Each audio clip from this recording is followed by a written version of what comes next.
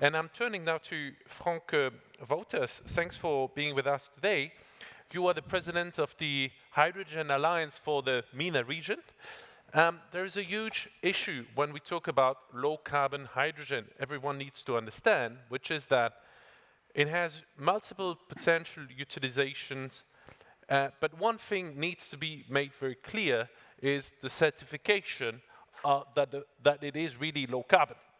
And there's different ways of producing it, so if we want to make sure all across the world that we are talking about the same product, we need to have common rules.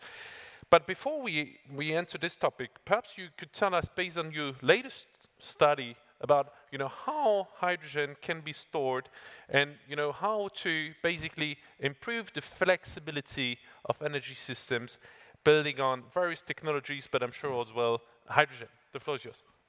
Yeah, thanks.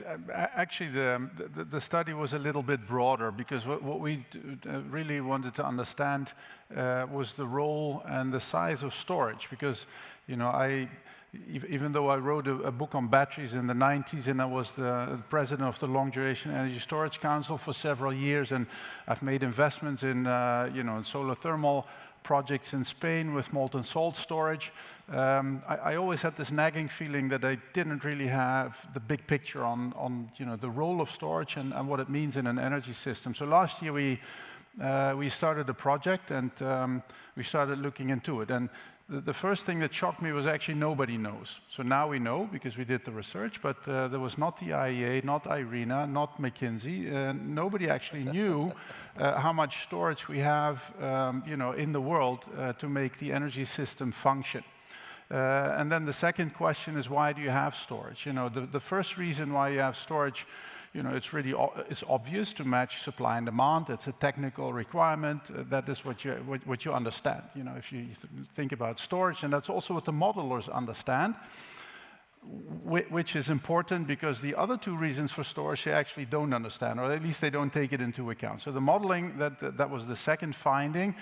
So first, nobody has the overview. Secondly, the modeling is wrong because they don't look at storage from a system perspective. So the other two reasons why you have storage is it's obvious. We have strategic reserves. I mean, the IEA since 1970s, we have 90 days of strategic petroleum reserves.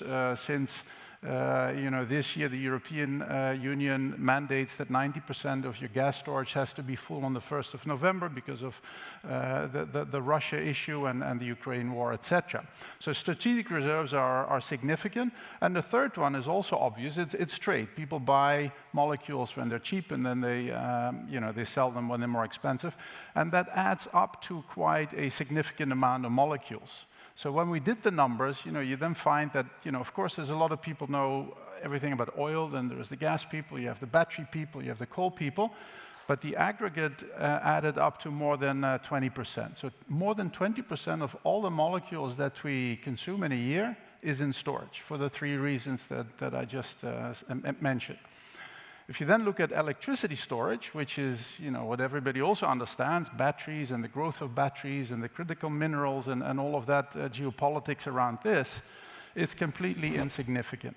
And I mean, I'm on the board of Core Street Capital. We make investments in battery systems, so I know the markets and why you have batteries, etc. But in overall numbers, it's 0.03% of electricity consumption in a year, which is 30,000 terawatt hours. So you store 9.5. So batteries are not even part of that 9.5 terawatt hours. It's pumped hydro. And batteries are growing exponentially. So they will be bigger than pumped hydro in the future. But it's still going to be insignificant. Because then the next thing we did is we understood the massive amount of molecular storage, 3,000 times more than electricity storage, if you will. And the question is, okay, now we have to project a future that is clean. So we looked at various models. We looked at BP, very well documented. We looked at IRENA. I used to work at IRENA, so I looked at the World Energy Transition Outlook for 2050, latest by when we need to be clean. We need to not have any more emissions. And then we found that none of the models took storage into account. And the fact that, for example, now somebody mentioned that we have more than 80–85% of new additions for several years has been renewable. So that is growing exponentially. But still, the electricity system system runs on molecules. 60% of electricity still generated using coal and natural gas. So you have a lot more clean electricity, the solar and wind, etc., but it's backed up by molecules. And then if you fast forward into the future, then it is very clear that we will have more electricity. I mean, nobody argues that it will be less than 50%. Right now it's about 20, 25. It will double or almost triple. So electricity is certainly going to be more because it's cheap and cost effective to do, but it still requires molecules. And that is the major finding. We ran the numbers, we reduced the number of molecules in the electricity system, but still you end up with at least 2,000 times more molecules than batteries. And then the question is, okay, how do you do that without emissions?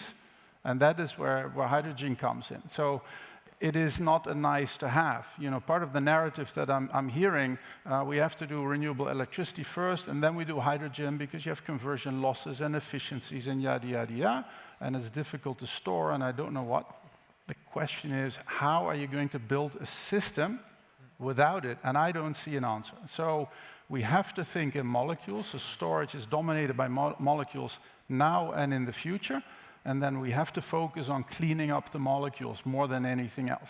I mean, solar and wind, that is something that we know. We've done it, we know how to do that, just keep going, keep building, etc. It's cheap, cost effective, etc. But we need molecules, otherwise you cannot build a system that works. So Frank, that's very convincing, and we need to optimize energy systems to reduce costs and improve efficiency and security. There's not unlimited money and capital resources and raw materials, etc., etc. But if we take the hydrogen economy, the future hydrogen economy, there's two big blocks that are leading in terms of ambition and in terms of industrial capabilities in this field. It's Japan. They were the front runners for various reasons we can discuss later on, and the Europeans. And if we look at Europe, it's fair to say that, because of rising energy costs, because of rising interest rates, because of political uncertainties, because of a number of problems, the ramp up of the hydrogen ecosystem has been slowed. Nonetheless, it remains critical to get there. So, what is needed now, in your view, in Europe, if we really want to, exactly do what you said, which is not have the sequencing, but have the two being developed together, the molecules and the electrons in this field? Yeah, that's a good question. And I mean, if you look at the European situation, and it's very similar in Japan, you're a net energy importer right now, and that will not change in the future. Even in a fully renewable energy future where you have all the bells and the whistles to make that work, you will still not be able to be self-sufficient in Europe and neither in Japan. So you need to look at imports. Then the question is, if you have an import dependency, you're going to have strategic reserves. That's why we have them right now for petroleum, and that's why you have this mandated storage situation for natural gas. There is no situation where I foresee, a future where you are replacing fossil fuels with cleaner molecules, where you don't have strategic reserves for those. Batteries again are insignificant. They're important, but they will not give you that security of supply. You want to have a strategic reserve because you want to reduce price shocks and guarantee, that the system works at any point in time. Then the question is, if you're going to have, first of all, a whole bunch of hydrogen and other clean molecules, and of course biomass is there, etc., why not build that strategic reserve now? As you rightly said, we're struggling to find a market mechanism and to get going. You have to get going to reduce costs. At the moment, the costs are still high. We know that we will be lower in the future if you deploy it at scale, etc. But you have to start, and the starting is at the moment the issue. Why not build a strategic reserve now? And there we did some numbers, and a realistic number for hydrogen in 2030 in the European Union is 6.8 million tons of 6.8 million tons of hydrogen. And then if you take the numbers that we have right now, 25% of that, you would already require hundreds of salt caverns deployed by that time. So, but it would provide an immediate mechanism for the projects that are there, because the projects are there. There's about 1,500 large-scale hydrogen projects that people have developed, but they don't find an immediate off-taker. If we start with a strategic reserve, which we were going to need anyway, you have an immediate mechanism to actually get going. And then you get on the cost curve, and then you start getting into a market situation. Thank you so much. Well, just to, this 6.8 million tons, that will be a third of the current target. Yeah, well, the target is an ambition. The 20 million tons, so the 10 and 10 imported and domestically produced, that's not hardwired. Okay. So what is hardwired is, the Fit for 55, the gas package, there's 1% in the fuels, etc. If you add those up, which are, they're mandated, so the member states need to put them into national legislation, then you add up to somewhere between 4 point something and 6.8. That is hard. That's a hard target. The others are ambitions and not really hardwired. Okay, thank you. Let's continue on that.